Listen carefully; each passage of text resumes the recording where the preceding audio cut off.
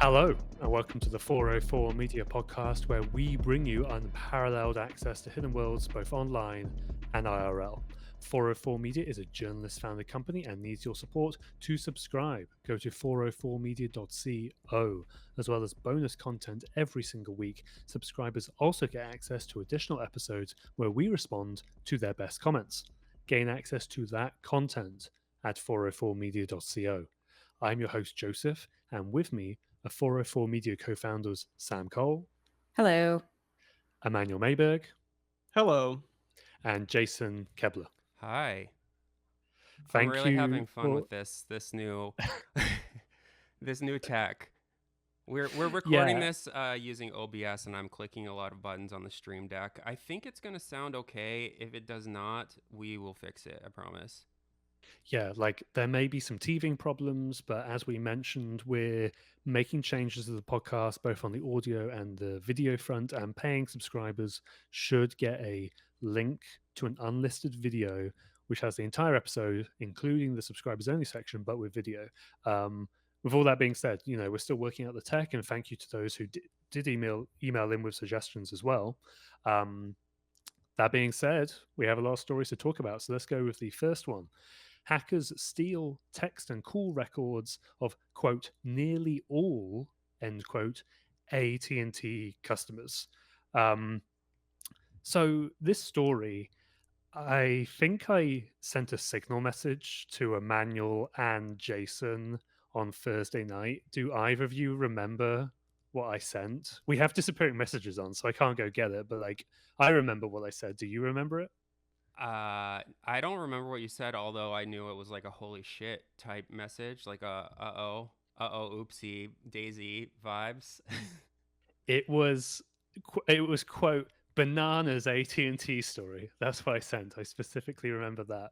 And that was because I had just got this email earlier in the day from AT&T's communications department, I guess, and they had this really unusual request, which is that, hey, we would like to share information with you under embargo. That's not the unusual bit. That happens with journalists and companies all the time. That being said, pretty unusual for AT&T to be reaching out like that. But the company specifically said, we have information we want to share with you after markets close in the US on Thursday evening. And okay, I've never heard that before when somebody's requested to share information. So I say, sure, you know, I'll take a look under embargo at the material, and I assumed it was going to be like some research or something. Like, oh yeah, we're releasing a new report about some cybersecurity research or something, and then they send a draft of an announcement saying that yes, nearly all of their customers have been impacted by a data breach that stole their call records and their text records, meaning the metadata of their messages.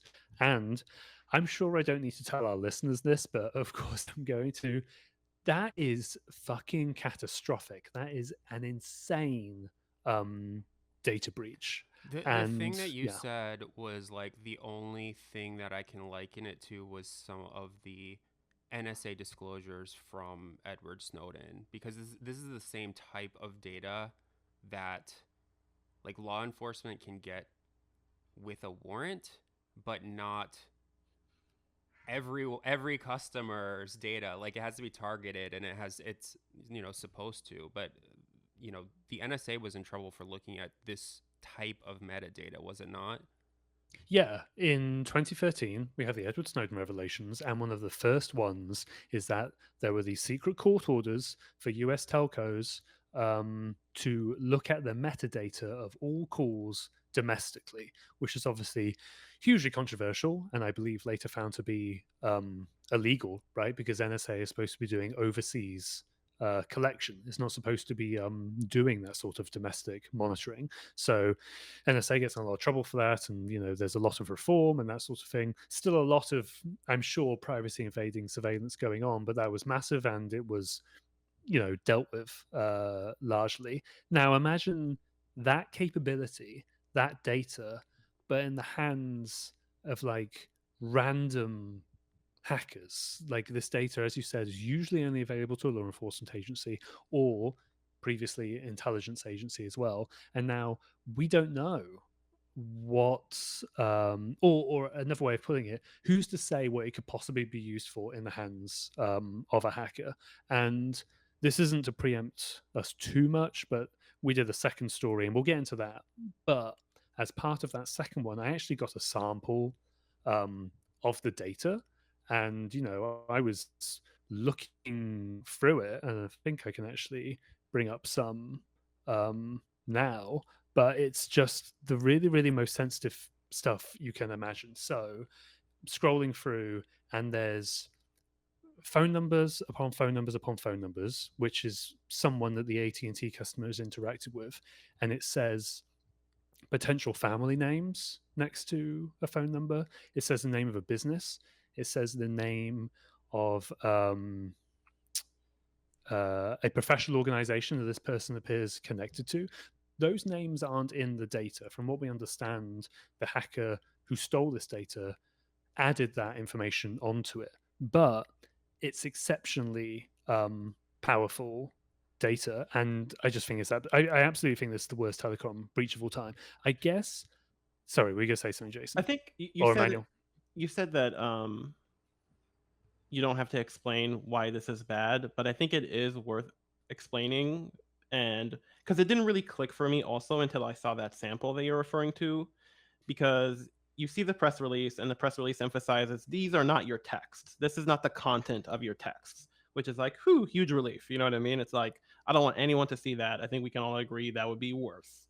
But depending on how you live your life and how private you are, maybe you think, okay, so it's like people can see who I called and who I texted, or at least one numbers, and I'm not doing anything that private. Who cares? But when you see the sample, the thing that it makes clear is that everyone has a pattern of how they use their phone and who they contact, and that reveals a lot about you even if you don't think that it does, right? So it's like we just saw like this small snippet, and immediately you start to see who this person is, where they work, where they live, where you might be able to find them, and all of that is just from who you contacted and when and how frequently, I suppose. Yeah.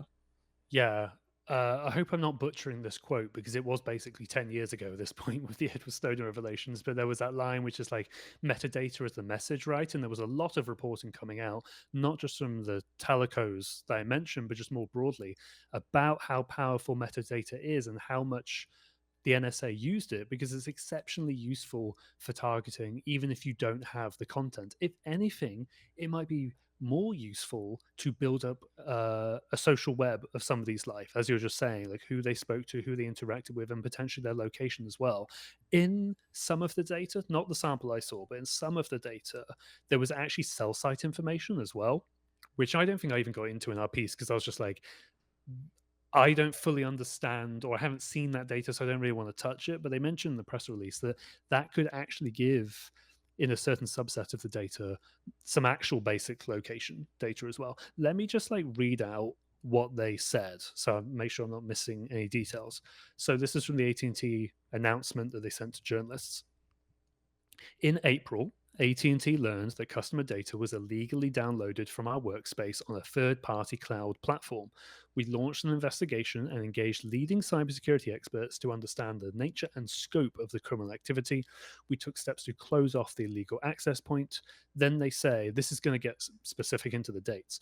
Based on our investigation, the compromised data includes files containing AT&T records of calls and texts of nearly all of AT&T's cellular customers and customers of mobile virtual network operators, or MVNOs, on AT&T's network, as well as AT&T's landline customers who interacted with those cellular numbers between May 1st, 2022 and October 31st, 2022. So this data is actually from a couple of years ago, and it just covers like a several month period.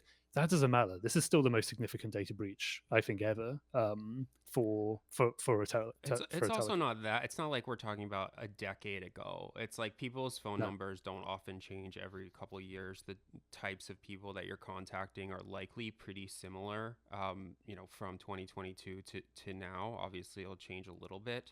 But yeah, it's very bad, and I think that um, you can talk a little bit more about the sample that you saw. But from the sample that you saw, it's like this is quite bad. Like you could just you Hmm. start like I mean, I don't know if this is the term that you would use, but you start like enriching that data by you start like looking up who the different phone numbers are, or you start doing it in a targeted fashion, and it becomes like a lot scarier. Yeah, for sure. Um, I guess just briefly, one part of that statement, they mentioned it was taken from a third-party cloud provider, I think is the term. A third-party cloud platform is what they said. And obviously, given our reporting recently on Ticketmaster, the Santander breach, and the cybersecurity researcher who broke into an ID verification company for TikTok X and Uber, all of those came from credentials belonging to Snowflake, which is a data warehousing platform used by lots of companies. So naturally, because AT&T send me the email and it says, "Hey, let's have a call to go over any specifics and clarify anything." We get on the call. Um, the communications person I'm speaking to clarifies, as Emmanuel said, it's not content. It's not content. And then he's talking about the third party cloud provider, I interrupt him and just go, "Was it Snowflake?" And there's just a moment of silence, like, yeah, okay, it was Snowflake then. They're all coming back to this one singular company that apparently, until very recently, like a week ago at this point, did not enforce 2FA. So some of like the biggest companies, uh, at least in the US, are being breached, and some of the most important, which is obviously AT&T. And this is just going to keep happening as long as there are these feeds of credentials available on Telegram. Joe, Um, Joe, yeah, the Snowflake thing, it's like you've written about it a fair bit, and it has been tied to Ticketmaster, Neiman Marcus, Santander Bank, a few others. I feel like the fallout from that hack is one of the like worst that we have ever seen. Just in terms of like a single company getting breached and sort of the knock-on effects. Obviously, there's been like other ones kind of like this in the past, but it seems like the Snowflake, like this is bad. It's really bad. It keeps kind of like trickling out the different types of companies impacted and what is being impacted. But I mean, I hope that we'll do a little bit more on like what Snowflake is and how this happened and that sort of thing sometime in the future. But I know you've been reporting on it for a while. yeah, Yeah. yeah. I keep meaning to do one, and then because I spoke to a researcher like 6 months ago at this point who was like, "Yo, check out the feeds of credentials on Telegram," and he showed me a bunch, and I contacted a bunch of companies in there, and I think the vast majority who got back to me said, "Oh, the issue is fixed. Don't worry about it." That wasn't about Snowflake specifically. It was just about, "Oh, there's some Coinbase employee credentials in here, and Coinbase told me it was dealt with, whatever." So then I did some more reporting on it and did that story about the ID verification company. And while that's been going on, we've had this trickle out of Snowflake breaches. And just to be clear, it's not so much like that Snowflake has been hacked itself. It's more like the Snowflake's accounts have been hacked. You can think of it as, oh my god, can you imagine if Google Drive had hackers breaking into like a ton of different Google Drive accounts? Like that is what this would look like, basically. But it's just for Snowflake and for something that's ordinary. Snowflake isn't really used by consumers, right? It's used by companies, and that's why we're seeing these massive breaches. And in June, cybersecurity company Mandiant published a blog post saying it had found hundreds of Snowflake customers' credentials exposed by malware since 2020. So, how many victims have we heard about? Five, six, maybe 10 maximum. And they said they found credentials for hundreds of companies. That doesn't mean they've all been hacked, but you know, at least a few more of them have, I'm sure. Yeah. As for the AT&T story, so that I get told about that on Thursday by AT&T under embargo, publish it on Friday, along with, I don't know, I think 5 other journalists. The AT&T told me they gave it to 6 journalists.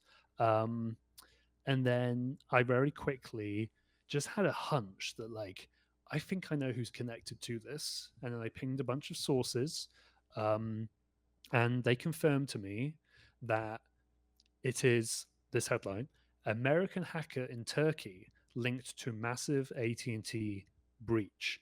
And the long and short of it here is that there's a guy called John Binns, um, who is an American. He has been in Turkey for some time, and who was actually recently arrested in part because he was indicted for allegedly hacking into AT&T, sorry, T-Mobile, um, like back in 2021, 2022, I think. So he's allegedly been pretty busy and now is linked to the AT&T hack. Like, we haven't seen an indictment of that, and as far as I know, he's still in Turkey awaiting extradition to the US.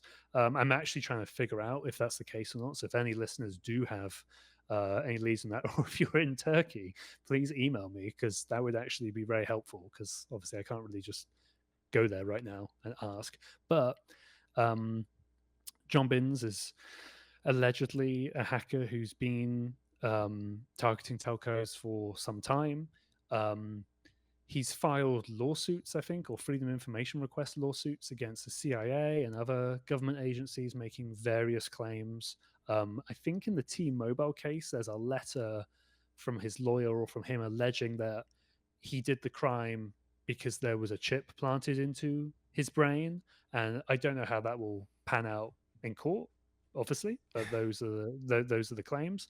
And I do just think it's interesting that there's allegedly this hacker who has apparently taken a very special interest in telcos, because that's like such a powerful and squishy target, you know. Um, I guess just the last thing I'll say before we go to break: I always get so close to getting a phone. I was even thinking about it recently for some reason. I was like, oh, maybe I'll get a phone, and then this breach happened of all the metadata of AT&T customers. Like, no, I was right. I'm not going to get a phone. You know, so I'm going to stick with that. Um, all right, we will leave that there. When we come back, we're going to shift gears and talk about AI, but specifically through the frame of Trump's new running mate, JD Vance, because there's a lot of interesting stuff going on there that Emmanuel has covered. We will be right back after this.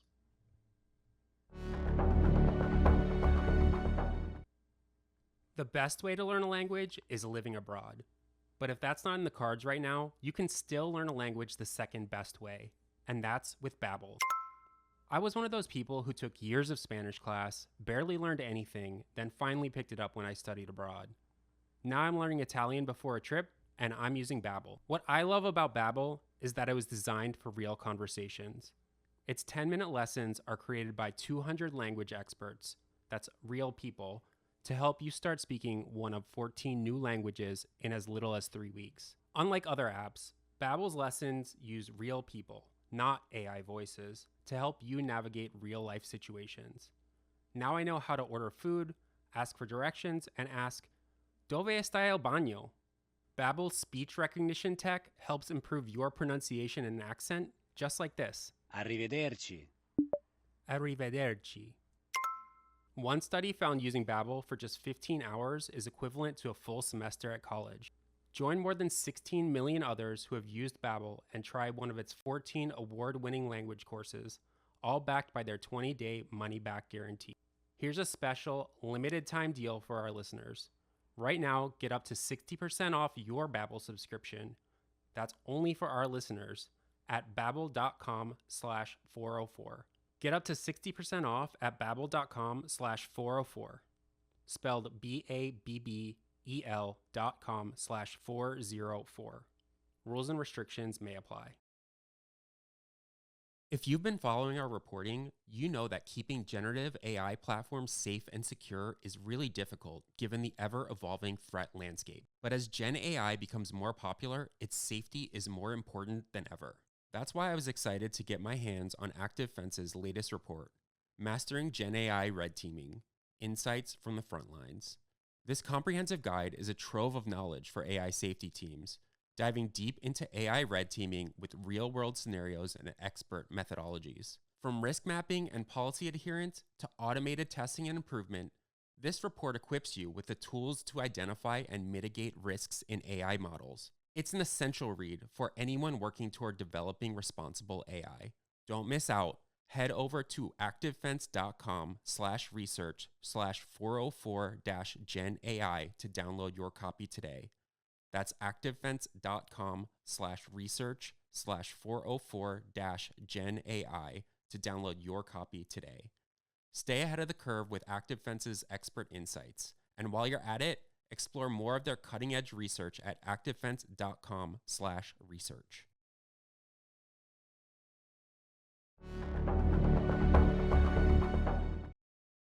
All right, we are back. This one written by Emmanuel. AI Maxers thrilled with Trump's vice president pick, JD Vance. For those who don't know, Trump has declared JD Vance as his vice president running mate. This happened at the RNC, the Republican National Convention, on Monday, right? It's pop, pop The quiz, yeah. pop quiz. I'm just like trying to quickly reel off.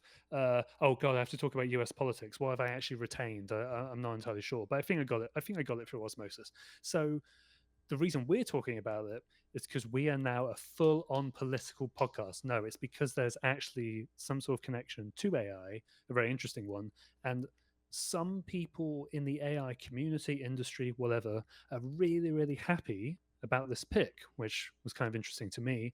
What is sort of one of the reasons for that, Emmanuel? And we'll sort of go reason by reason. Should we talk about who JD Vance is first, real quick? Like You're just the origin story of JD Vance, because it also ties into that article Sam published today, about you are probably right. Yeah.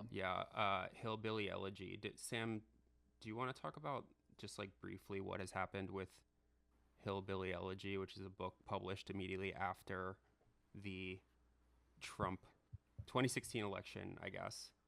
Yeah. Full disclosure, I have not read Hillbilly Elegy.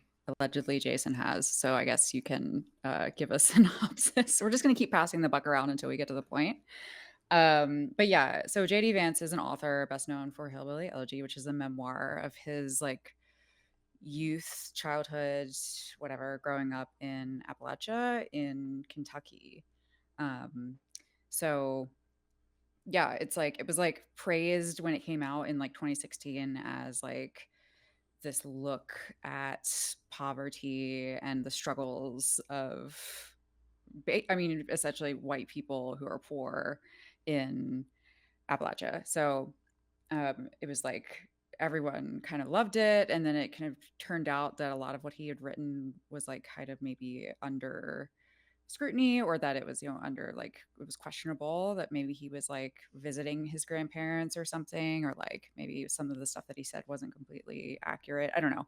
It's like, again, I haven't read it, I don't know what the fuck it's about, but I think that's kind of the gist. the context for that, and it's like the book's success and his fame, I suppose, is that there was a phase in 2016 where the entire country and the world was looking for an explanation for how Trump won, Yes, and yes. we had various forms of cope to like explain it. One of which was like, oh, Facebook did it. It was all Facebook's fault. And this was just like another explanation. It's just like we Yeah, deeply misunderstood white poverty, and here comes this book that tells you exactly what the grievances are and how the country could possibly go in this direction. Even though at the time and after, JD Vance was like, this is why Trump happened, but I hate Trump. And he's yeah. like a terrible person, and he's a symptom of like a broken system, and he's like the worst thing that happened to the country. Yeah, that I did Which has read. changed, Yeah, obviously.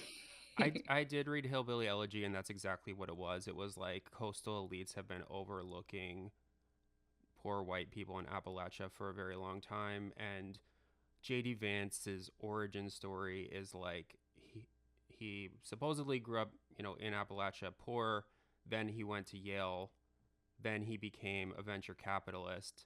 Then he wrote this book, Hillbilly Elegy, which is currently getting review bombed on Goodreads, that Sam wrote about. And then he became a senator and is now Trump's VP pick, which I think is what leads us to Emmanuel's story today. It's like all of that context, I think, is probably needed to understand why AI Maxers love this guy.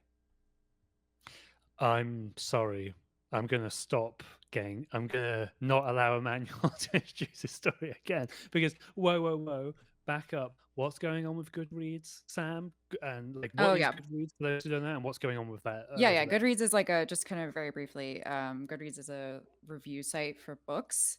And you can kind of like log what you're reading and stuff. And it's famously horrible for reviews. It's like people just like review books, um, kind of for all sorts of reasons. But review bombing is when a bunch of people decide that they hate something or that they want to like make a stand, and they express that through reviewing like a product or a store that like sells cakes to gay people, and they're like, we're going to review bomb it. Or in this case, they, I guess, Goodreads put a stop to this maybe for the first time ever, before it really even hit the site in a way that anyone noticed. But people were review bombing, like negatively reviewing Hillbilly Elegy because of this announcement with Vance, and like people who hate him and Trump were review bombing and It was leaving just a negative protest, reviews. essentially, Yeah, right? yeah, It it's was just just a a way to do protest. it. Yeah. Yeah. Yeah, we see it happen all the time with like lots of different like products and services and stuff. But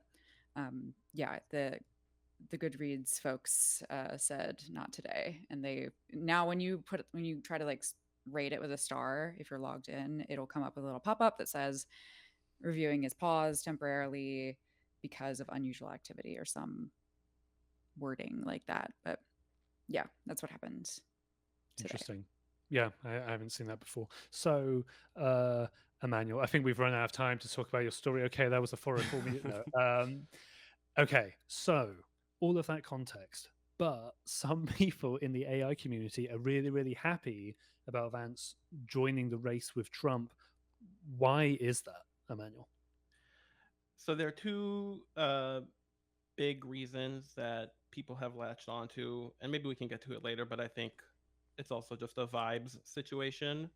But the two reasons are he's against regulation, and specifically this idea of regulatory capture, which is where you have companies like OpenAI and Google and Facebook coming to lawmakers and saying, like, yes, we need regulations about AI and we want to participate in that process, which seems like a responsible thing for companies to do. But the criticism against that is that by volunteering for regulation and encouraging regulation and being involved in the process, they will shape the regulations in a way that benefits them as incumbents, right? So these companies are already big, they have the resources to develop this stuff, and newcomers to the space will kind of be regulated out of the industry I because have they like a won't be able. 2 second like example of this. It's like Sure. it's Juul. So like for a long time there were vapes and there were all sorts of different types of vapes, but then big tobacco was like, FDA, you need to regulate these vapes, and Juul was a newcomer. And because of all of this sort of like big tobacco lobbying, they made it very difficult for people to apply for like new product approval for vapes, and also were, successful in getting Juul banned. And so then for a while, like you could only buy like big tobacco's version of vapes. And now you can buy like anything because none of the regulations are enforced, but like big tobacco's capture of that process like essentially led to the death of like Juul, more or less. Yeah, and this is something that he just spoke to last week. There was a U.S. Senate hearing about AI, and he talked about this idea of regulatory capture. So that's one part of it. And then the other big part is, this is a bit reductive, but not that reductive, is he's worried about AI being too woke. I mean, that's the gist of it. And Basically, yeah. yeah, there you can cite different examples. There are many examples for why somebody would think that. One is that OpenAI, it won't answer a bunch of questions. It's a very like locked down system. They don't want to generate any controversy. So it's a very closed. It just won't respond to controversial queries as opposed to these uncensored models that I've covered previously. But really, when you boil it down, like the reason that he thinks that and other people think that is Google Gemini, which had this incident a few months ago where it um, forced diversity into a lot of its image generation. So if you said generate an image of a World War II soldier or like a German World War II soldier specifically, it would generate people of color, Asian people, and people got really mad about that for a variety of reasons. But from that side of the aisle, they were like, "Oh, look at this perfect example of like the radical left creating this new information environment that's going to force all this woke ideology on us, even if it's historically inaccurate." So those are kind of the big buckets of why people have been really excited about him. Yeah. And I mean, maybe this was sort of the second point you were talking about, but you mentioned vibes based. Is that sort of what you mean? Just like he seems like a guy who is just going to not only help with our industry, but potentially like the values that we also hold as well. Is that what you mean by vibes, or what do you mean? Yeah, for sure. And I think part of the excitement, I should say, not to like forever give context for this news today, but we're in the middle of this absolutely euphoric moment in the Republican Party after this failed assassination on Trump, and a lot of polls showing that it benefited him. It's like they're really sure that he's going to win. Um, and there was excitement, I would say, among um, these people in AI. And I should specify it's not everybody in AI. It's the specific group, these techno optimists that we've talked about previously, that believe that the way forward for our society is just like the rapid development and deployment of AI tools, and any attempt to regulate it and slow it down at all and worry about AI safety is going to be bad for all of us. And they think that they're going to get that from the Republican Party more than they would get it from the Democratic Party. And that's why they Right. were already excited. And then JD Vance, who said these things and is younger, he's a millennial, I think it's worth saying, probably the first millennial to hold this position if he wins. Um, and then you add to that his history in venture capital in the Valley, and it's just like, okay, here's our Messiah. This is the person who's going to give us everything we want. He's going to be VP. Maybe he can be the president one day. Here we go. We're going to the moon. He can be the first AI president. I mean, it's Jason, what also were you going to say? it's part of the sort of the broader story that to go deeper and deeper into the treacherous waters that are politics, but just sort of like the deregulation of all industry that has been delivered to big business, through recent Supreme Court rulings and that sort of thing. It's like we've seen the tech industry. Not that the Biden administration has done a great job of regulating big tech, but at least they are sort of like talking about it. And the FTC under Lena Khan has at least threatened to do a variety of different regulations against big tech across the board. And I think in part because of that, you've seen a lot of VC companies and just like big tech companies uh, supporting Trump in a way that they didn't in 2016 and in 2020. And I think that this is part of it. It's not just AI, but I think that Emmanuel's story like points to why AI companies and AI people, like AI maximalists, are excited about this. But I think that some of that excitement is probably felt among any business that is pushing for fewer and fewer regulations across the board. Who are the people who are super duper hyped, Emmanuel? So I think actually the most tangible example is that the information reported that Mark Andreessen, who is the author of the Techno Optimist Manifesto that these people have signed up to, and the founder of Andreessen Horowitz, which is a hugely influential Silicon Valley venture capital firm. The information reported that they told their employees that they're just going to back a bunch of super PACs that support Trump. So they're like going to just make material contributions to make sure that Trump gets elected and JD Vance gets in office as well. Same with Elon Musk as well. Right. Recently was reported. I can't remember the amount. If it was 45 million or something. But yes, there is a coalition basically of not just AI, but almost broader tech as well, or at least right-leaning tech. Yeah. And I would say from them, it has sort of trickled down to like the effective accelerationist shitposting army on Twitter. The king of them is Beth Bezos, and he has been tweeting about it a lot.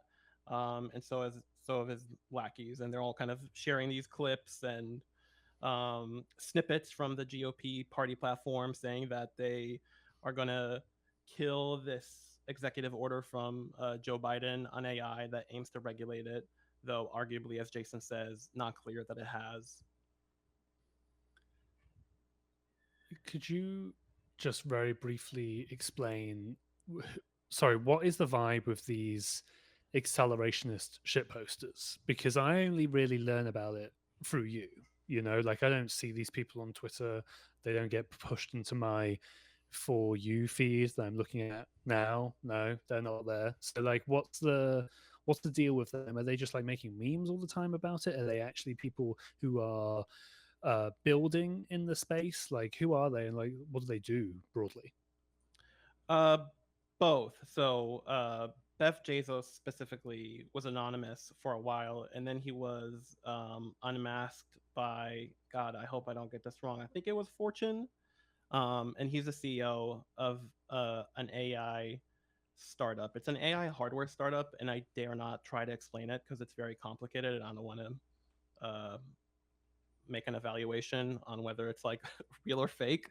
But he's like a legit. He's a former Google engineer, and he's like a real person. As are the people who are posting, like Balaji, who is like a famous crypto booster, Bitcoin booster. Um, the guy behind the Network State Conference, which is like, kind of a crypto utopian idea, obviously also supports AI and is very excited about this. So it's both. It's like people in the industry who are very politically out and are excited about this. And it's a lot of memes, but it's also sharing like specific policy ideas from the GOP and JD Vance. So you mentioned specific policy ideas, and look, obviously, it's hard to tell, and this is a little bit more speculative. But let's assume Vance does come into power as VP. What do you think the actual impact could be on the AI industry, and also potentially the harms produced by AI if that did come about? So a few things about this. It will definitely make a difference. Like elections have consequences, as they say. I'm sure it will make a difference in policy. But I think that is marginal compared to AI companies just being emboldened by this. Because, again, as Jason says, as things stand, it's not as if the government is doing a whole lot of regulation of AI. It's not as if they know how to do it. It's not clear that they can do it. The technology is moving so fast and being deployed so fast that I'm not sure that there's like any law that you can pass that is going to stop this harm in real time or in a timely manner. If you so that's just like the speed of the technology, and that's the reality of what is happening. But then there's also just like the politics in this country and the way that our system works. It's like we're not very good at regulation. If you want to look at actual regulation, or if you want actual regulation of AI, more likely that is going to happen in the European Union, right? It's not, Biden is in the White House, and Lena Khan runs the FTC, but these gigantic mergers are still happening. All this harm that's happening with AI that we report on every day is still happening. So you know, I don't know how much worse it can get if JD Vance wins, but certainly these people will celebrate it and be like, well, now we can really go wild because nobody's going to do anything to us. Yeah, maybe they'll just get more emboldened, as you say. All right, we will leave that there. We'll visit us again in when's the election? November. Okay, great. Yeah, put it on your calendars, and we'll have a special Vance AI episode. Or obviously, I don't know. We're going to see what happens, and we'll keep tracking it. But, Decision okay. 2024. 404 Media decides. Yeah. Oh yeah. We We'll that's have your like- election night coverage, please. Yeah. we should actually think about that. That could be really funny. I don't know. I mean, there are obviously journalists Funny doing or dark, yes. And or yeah, dark. whatever. I mean, I don't think it'll be informative from me. I'd be like, I don't know what the hell I'm talking about when it comes to any of these, but whatever. Okay, so if you are listening to the free version of the podcast, I will now play us out. But if you are a paying 404 Media subscriber, we're going to talk about an underground marketplace for selling faces for fraud. You can subscribe and gain access to that content at 404media.co. And Jason, would you play us? Yeah, I'm going to hit the button. Here we go. Okay.